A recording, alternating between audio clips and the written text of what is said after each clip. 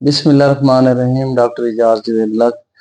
पिछले दिनों में ये बल्कि पिछला हफ्ता काले मोतिये की मुहिम और काले मोतिये से आगाही का चल रहा था। उस सिलसिले में हमने काले मोतिये की इंट्रोडक्टरी प्रेजेंटेशन लोड की थी। काला मोतिया होता क्या है, क्यों होता है, क्या है, और ये इसके क्या नाम है। ये काला पानी है या आँख की एक ऐसी कंडीशन है जिसमें आहिस्ता आहिस्ता ये आँख की जो नस है और उसका नुकसान होता है। तो नुकसान होता है तो फिर बंदे की नज़र कम हो जाती है। तो इसकी तशख़ीस के बारे में हमने कुछ बातें की थी कि ओसीटी भी चाहिए, टोनोमेट्री भी चाहिए, फंडस का एग्जामिनेशन भी चाहिए, गोनीस्कोपी भी चाहिए, इंटीरियर चैम्बर, आँख की नेचर भी चाहिए कि आँख है कैसी है, उसकी एनाटमी कैसी है, और उसके अलावा कि उसके प्रेसिपिटेटिंग फैक्टर क्या हैं, कि पेशेंट की हिस्ट्री है, पेशेंट डायबिटिक है, हाइपरटेंसिव है, पेशेंट ने कोई स्टीरॉयड लिए हैं या पेशेंट की कोई सर्जरी हुई है। तो उन सारी चीज़ों से ये काला मोतिया हो सकता है। और ये काला मोतिया कोई काली चीज़ नहीं है, यानी आँख का एक ऐसा लेवल है या आँख की एक ऐसी कंडीशन है जिसमें नज़र कम होना शुरू हो जाती है। तो ये आँख की नस की, यानी आँख के जो गैंग्लियन सेल नस बनाते हैं, उसकी एक डिजीज़ है। तो इसमें 1.2 मिलियन है, इसमें 1.2 मिलियन सेल्स हैं, गैंग्लियंस हैं जो नस बनाते हैं। तो जब ये कुछ डैमेज हो जाएं काले मोतिये की वजह से तो फिर नज़र कम होना शुरू हो जाती है। तो इसके लिए हम जो टोनोमेट्री प्रेशर चेक करते हैं, ये कि इसका एक जुज़ तो है, एक ट्रीटमेंट ऑप्शन या डायग्नोस्टिक ऑप्शन तो है, लेकिन ये ज़रूरी नहीं है कि प्रेशर कितना हो तो काला मोतिया होता है। बाकी चीज़ें भी होनी चाहिए।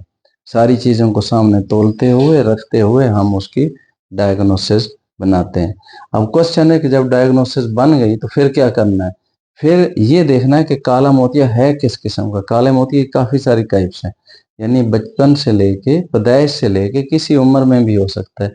ओपन एंगल है, नैरो एंगल है, सेकेंडरी है, प्राइमरी है, कौन सा, उसकी वैरायटी डॉक्टर जो है डिसाइड करता है कि ये कौन सा काला मोतिया है। जौन सा काला मोतिया है फिर उसका ट्रीटमेंट है। तो ट्रीटमेंट ज़ाहिर है उधर से स्टार्ट करना है कि प्रिवेंटिव ट्रीटमेंट से लेके दूसरा ट्रीटमेंट।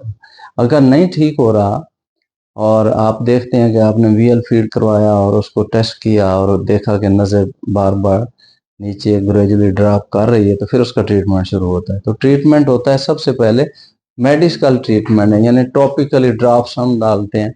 तो ड्रॉप्स कई किस्म के हैं, 1 2 3 4, इसकी डिटेल में हम जाएंगे। और ड्राफ्ट जो है वो पेशेंट की मेडिकल हिस्ट्री से मुतल्लिक होते हैं। कुछ पेशेंट की मेडिकल हिस्ट्री डायबिटीज़ की है, हाइपरटेंशन की है, या उसकी हार्ट की कोई डिजीज़ है, तो उसमें वो ड्राफ्ट जो है वो कंट्रा इंडिकेटिव होते हैं। यानी ये ऑप्थेल्मोलॉजिस्ट डिसाइड करेगा कि कौन से ड्राफ्ट डालने हैं, कौन से नहीं डालने।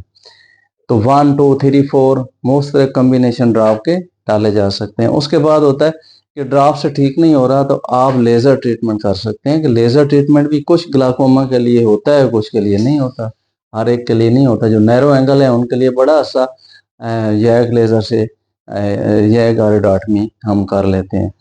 तो देन उसके बाद है सर्जरी, ट्रेबेकुलेक्टमी। ट्रेबेकुलेक्टमी को एनहांस करने के लिए कुछ माइटोमाइसिन के ड्रॉप भी डालते हैं, सारा कुछ करते हैं। यानी काले मोतिये को डायग्नोज करने के लिए हिस्ट्री से लेके, एग्जामिनेशन से लेके, ट्रीटमेंट तक मल्टीपल ऑप्शन है। अगर ये सारी आपने कर ली और टाइमली डायग्नोज कर लिया तो काला मोतिया कंट्रोल हो सकता है, नज़र कम नहीं हो सकती। तो इससे मुतल्लिक कोई भी ऐड हो तो डॉक्टर इजाज़ जुवेद।